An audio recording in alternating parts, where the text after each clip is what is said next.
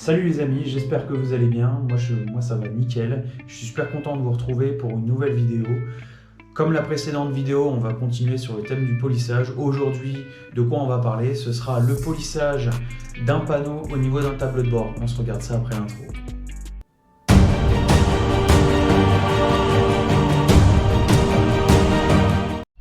Allez, petit aparté après l'intro avant de reprendre la vidéo. Donc voilà, aujourd'hui, moi concrètement, on va tester ensemble cette technique de polissage, ok? Je ne l'ai jamais utilisée avant, donc justement, vous allez tester. Moi, je vais tester sur la vidéo. On verra quel sera le rendu.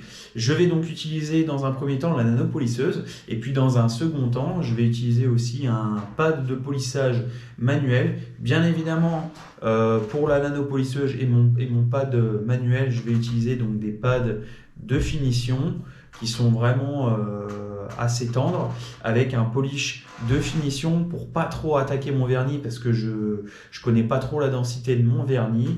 On va voir lequel rattrape le plus de défauts. Est-ce que l'un rattrape plus les défauts de l'autre? On va justement faire un petit comparatif avec du scotch de masquage. On se regarde ça en vidéo. Donc avant de lancer la vidéo, je voudrais aussi vous remercier d'avoir regardé mes précédentes vidéos, notamment la dernière qui a fait vraiment beaucoup de vues en très peu de temps. N'hésitez pas à me dire donc, dans les commentaires ce que vous voulez que je fasse pour la suite. Est-ce que vous voulez que je teste des produits? Est-ce que vous voulez qu'on fasse différentes méthodes? Voilà, dites-le moi simplement en commentaire que je puisse orienter mes vidéos. N'hésitez pas également aussi à mettre un petit like, voilà, pour soutenir la chaîne, ça fait toujours plaisir. Partagez la vidéo à vos proches, à vos amis, à n'importe qui. N'hésitez pas aussi à vous abonner pour suivre la suite de mes vidéos en images. Allez, c'est parti, on lance la vidéo. Donc je vais simplement vous présenter les différents produits que j'utilise pour faire ce polissage. On regarde ça en images. Donc dans un premier temps, voilà, il va falloir donc protéger et masquer votre tableau de bord avec du scotch et les journaux. Vous pouvez également aussi utiliser du film de masquage. Moi aujourd'hui j'ai utilisé uniquement les journaux. Ça va permettre justement d'éviter d'avoir des projections sur le tableau de bord lors des étapes de polissage, bien évidemment. Et du coup ça va m'éviter derrière de devoir renettoyer tout le tableau de bord parce qu'il est déjà propre. Donc ça, partie protection. Ensuite, partie nettoyage. Donc moi, je vais utiliser donc un pinceau ici à poil super doux pour éviter au minimum de venir micro-rayer ma surface, mon black piano. Ici, dedans, donc j'ai un pulvérisateur. Il me reste de l'IPA. Donc l'IPA, j'utilise GS de chez Corkemi que je suis venu diluer en fonction de mon utilisation. Étape donc de nettoyage. Une fois que j'aurai terminé de nettoyer, je vais venir bien dégraisser donc ma surface avec un IPA, donc c'est de l'alcool isopropylique. Là j'utilise le Eraser de la marque Carpro. Et ensuite je vais venir utiliser, donc comme je vous ai dit, dans un premier temps ce sera la polisseuse. Donc ça c'est la nanopolisseuse SPTA que j'ai déjà utilisé sur mes phares. D'ailleurs je vais changer le plateau parce qu'il est, il est trop grand pour l'utilisation que je vais en faire. Je vais prendre le petit plateau, celui-là, si j'arrive à le prendre. Voilà, je vais plutôt prendre le petit plateau. Ici, différents pads de polissage. Et là-dedans, je vais d'abord tester avec un pad de finition, voir si c'est suffisant pour venir supprimer mes micro-rayures. Et en complément, donc un polish de finition. Donc c'est le Micro-Cut de chez Corkemi. Donc je vais en profiter pour ceux qui ont donc la nanopolisseuse SPTA. Je vais vous montrer comment est-ce qu'on change le plateau. Alors en fait c'est super simple. Voilà, à l'arrière du plateau ici, donc vous avez donc un trou.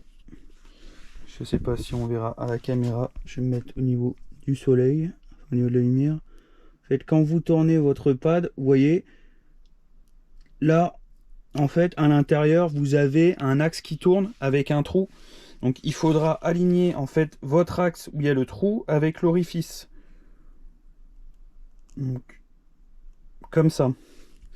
Je sais que la nanopolisseuse est livrée avec un petit outil qui va vous permettre justement de venir bloquer en fait votre axe et l'axe de la polisseuse.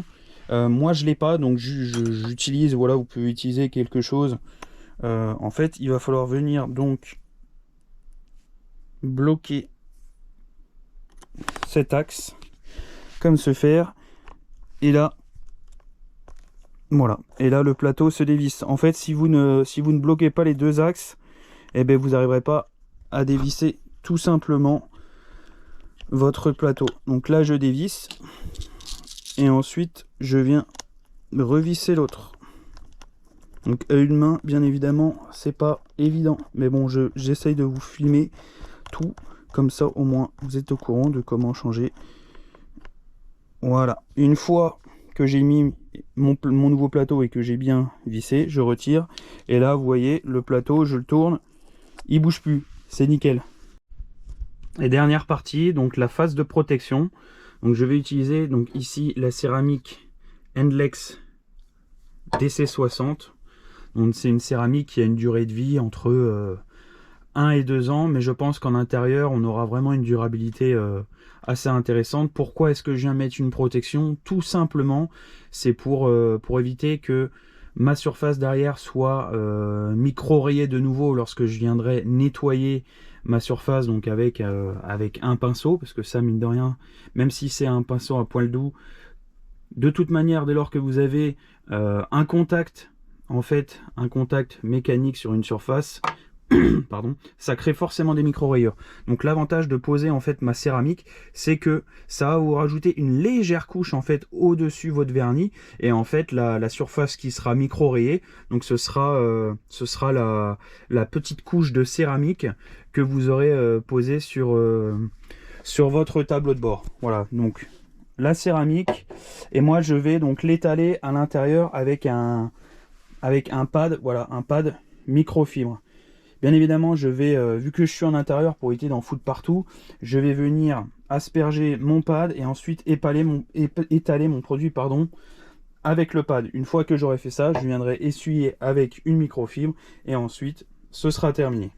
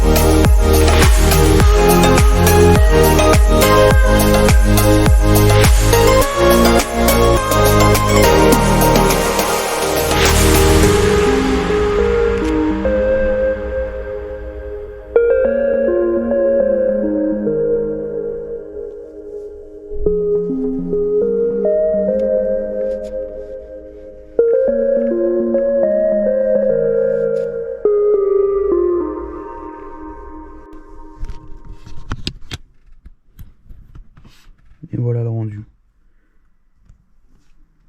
Un miroir. On a l'impression de se voir dans le miroir. Vous voyez, on voit l'extérieur, c'est impressionnant quoi.